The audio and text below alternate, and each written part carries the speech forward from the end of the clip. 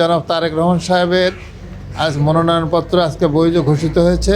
আমাদের মরহুমা নেত্রী বেগম খালেদা জিয়া এর আগে 1996 সালের 12 জুন থেকে তিনবার বগুড়া 6 এলাকায় নির্বাচন করেছেন এবং এই নির্বাচনে তিনি দেশের সর্ববৃহৎ ভোট পেয়ে নির্বাচিত হয়েছিলেন। এবারও আমরা আশা করি জনাব তারেক রহমান সাহেবের আজ মনোনয়নপত্র আজকে বৈধ ঘোষিত হয়েছে। আমরা আশাবাদ ব্যক্ত করি যে তিনিও বেগম খালেদা জিয়ার মতো সর্বোচ্চ ভোট পেয়ে এখানে নির্বাচিত হবেন।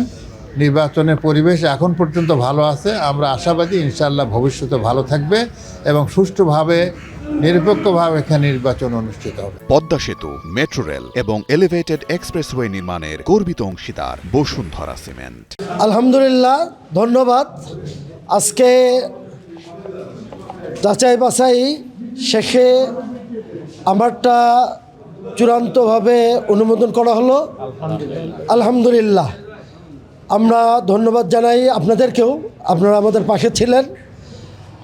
আমরা আশা করি যে আগামী জাতীয় সংসদ নির্বাচন বগুড়ায়, বিশেষ করে বগুড়া সদরে অত্যন্ত সুষ্ঠুভাবে সম্পন্ন হবে। এক্ষেত্রে প্রশাসনের যথাযথ ভূমিকা আমরা কামনা করব।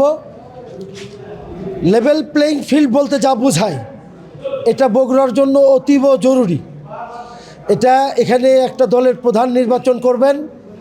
এখানে যদি লেভেল প্লেইং ফিল্ড তৈরি না হয় এবং সবার জন্য সমান সুযোগ না থাকে, পরিবেশ যদি সবার জন্য সমান না থাকে, তাহলে নির্বাচনের পরিবেশ বিঘ্নিত হবে। আমরা প্রশাসনের কাছে আশাবাদ ব্যক্ত করব যে এক্ষেত্রে তারা যথাযথ ভূমিকা পালন করবেন।